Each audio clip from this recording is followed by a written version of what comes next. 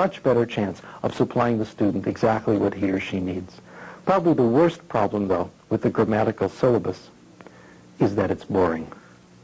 It's very hard to present messages that are interesting and comprehensible to people when our hidden agenda is the relative clause or any other rule. What we're now saying is if we give people messages that are interesting and comprehensible, grammar to a large extent takes care of itself. And as most of us who've taught language know, this is easily difficult enough. A final hypothesis will conclude the brief review of fundamental aspects of the theory for us. It's called the affective filter hypothesis, a term I borrowed from Dulé and Burt. To go over this hypothesis, I first need to give you a very brief review of what we know about affective variables. The research has shown us to, I think, no one's great surprise, that motivation counts in language acquisition. This is, of course, a well-researched area, and I'm only going to give you the tip of the iceberg. Students who are more motivated do better in language acquisition, and this is to be expected. Self-esteem also counts. Those who are better in self-esteem, who have better self-image, do better in language acquisition. I've noted that self-esteem is a dominant concept today in popular psychology, and it's no surprise to see it here as well in language acquisition. There's also a relationship between anxiety and language acquisition. Very simply, the lower the anxiety, the better the language acquisition. It's a negative correlation. My suspicion is for language acquisition to really proceed optimally, anxiety should be 0. Now, this has happened to some of us. If you've been in a situation where you're so involved in speaking another language, a language you may not control very well, that you temporarily forget that you're dealing with another language, when anxiety is temporarily 0, when you're totally focused on the message, that's when you're acquiring. Now, just a footnote before I go on. A misunderstood point about anxiety, I think. I don't think it necessarily applies to everything. I think it applies to language acquisition, but perhaps it has its limits. As a parent, as a university teacher, I'm not particularly progressive. I think that children in elementary school should learn their multiplication tables, no nonsense. I think that graduate students in my program at the University of Southern California should suffer, as graduate students should. In other words, I've finally learned what they tried to teach me in educational psychology all those years ago, that the amount of anxiety or drive it takes to accomplish a task depends on the task. Some things require what we call facilitative anxiety. I don't believe in torture, but sometimes a little anxiety is good. Language acquisition, though, is different. For language acquisition, the pressure has to be off entirely. Frank Smith, in his discussion of what he calls sensitivity, says something very similar, and I think says it very well. He says for language acquisition to succeed, the acquirer, he's speaking of children, I think it's true of everyone, has to assume he's going to be successful. The way we integrate this into the theory is this. If the student isn't motivated, if self-esteem is low, if anxiety is high, if the student is on the defensive, to borrow a phrase from Earl Stevick, if he thinks the language class is a place where his weaknesses will be revealed, not a place where he'll get new input, a block goes up. We call this block the affective filter. When the filter is up, the student may understand the input, but the input won't reach those parts of the brain that do language acquisition. The block will keep it out. Somewhere in the brain, according to Chomsky, is a language acquisition device. For acquisition to happen, comprehensible input must enter the language acquisition device. If the student isn't motivated, if anxiety is high, self-esteem is low, a block will keep this data, this comprehensible input out. Acquisition will not occur. This explains how it can be that we can have two students in the same class, both getting the same comprehensible input. In one case, there's acquisition. In another case, there isn't. In one case, the child is open to the input. In the other case, the block keeps it out. Let me now summarize in a minute what just took me 20 minutes to say. We acquire language in one way, when we get comprehensible input in a low anxiety situation. Now, if this is true, we then have to consider how we should teach it. The first question that comes up is whether we even need language classes at all. Most people say no. Most people don't believe in language classes. And if I phrase the question correctly, I'm sure that some of you will find yourself not believing in language classes. Let's say, for example, that you're at a party. Someone discovers that you're interested in language, and of course they say to you, you know, I've always wanted to learn, let's say, French. What do we tell them?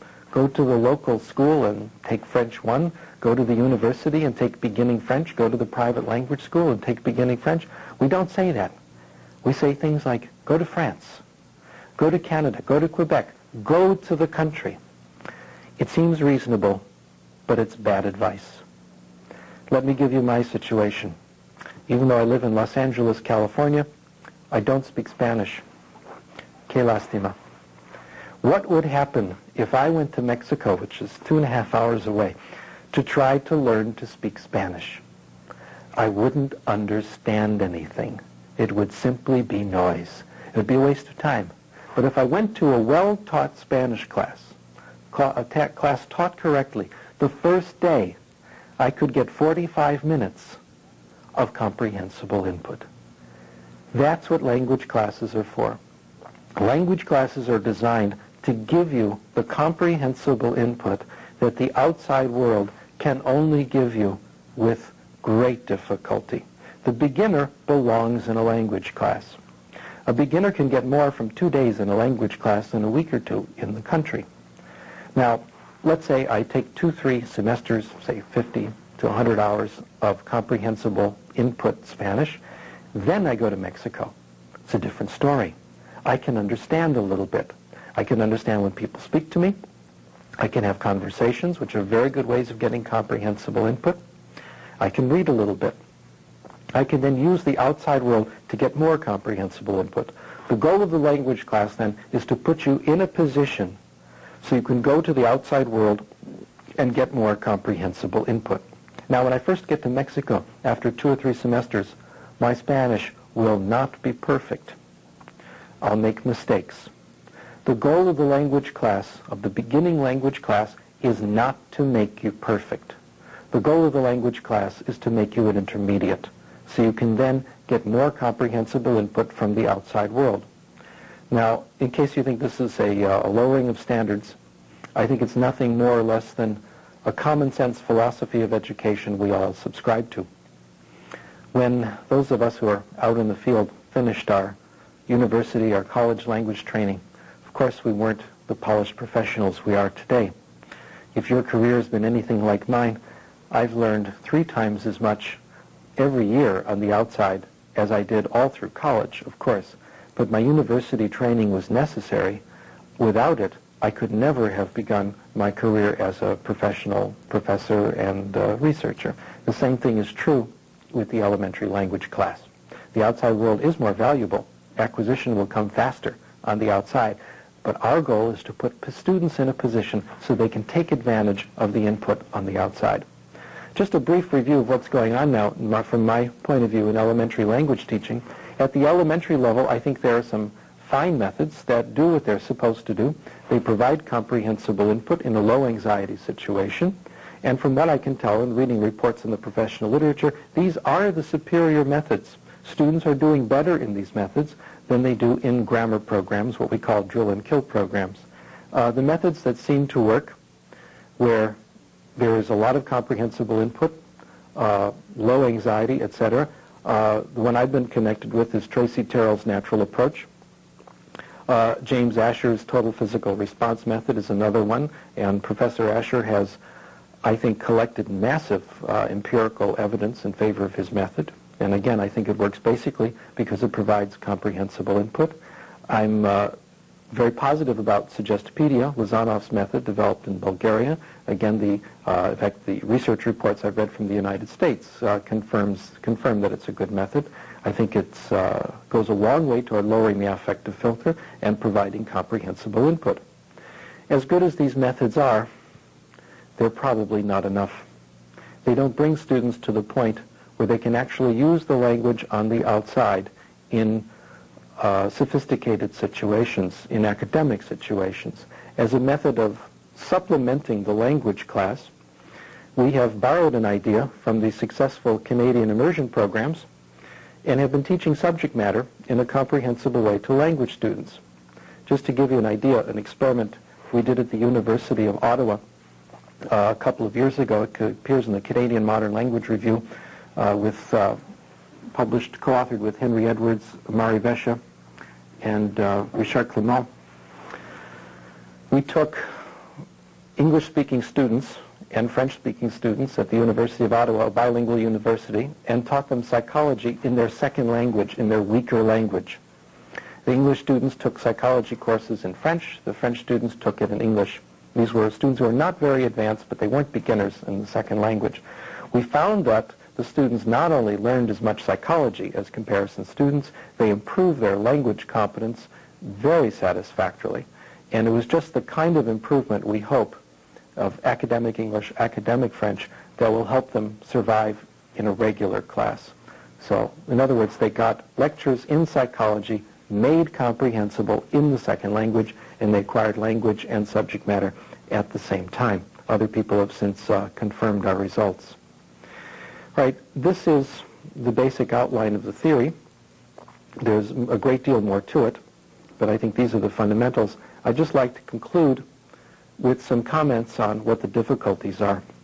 As I mentioned in the beginning of the talk, there are two major difficulties in acceptance. One is our students, the second is us. Our students expect grammar. Our students expect vocabulary lists. Our students expect exercises.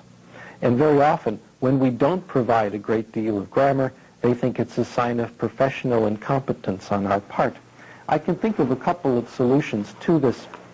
First of all, I'd like to go back on what I've said in a couple of my previous works. I recommended a little tongue-in-cheek that we engage in deception. We teach our students in the target language, but we teach them grammar, teach them vocabulary, give them what they want. And regardless of their personal philosophy of language acquisition, they will acquire because they're getting comprehensible input, because it's being done in the second language. A former colleague of mine, Steve Sternfeld, who's now at the University of Utah, forced me to change my position. He argued that this is not the way to go. He said that what does it matter if a student has gained a certain amount of proficiency in a second language if he doesn't know how he got it? Our goal, Sternfeld argued in his dissertation, is not only to teach language, but to teach students how to acquire language so that they can become autonomous and improve on their own. So Sternfeld has convinced me that our goal is not simply language acquisition, but to inform our students about the process of language acquisition so they can become autonomous. The second problem is us. For language professionals, acquisition and learning are very, very different. For people like us, acquisition seems slow. Learning seems very quick. For people like us who are familiar with grammar, we can pick up a grammar book of a language we don't know very well and get a good feeling for the grammar of a language in several hours. It seems to come quickly. Of course, I've argued this information is not available to us in actually using the language. Second, acquisition seems subtle. Learning seems very concrete. You can touch it. You can taste it. For people like us, learning is pleasant. We like it. I'll never forget when I learned consciously, which wasn't very long ago, the subjunctive in French. Every time I say the subjunctive correctly, I rekindle the victory of having first consciously learned it. Il faut que j'aille. Of course, it's not there when I need it. What we have to remember, I think, is that normal people get their pleasures elsewhere. Right, I'm ready now.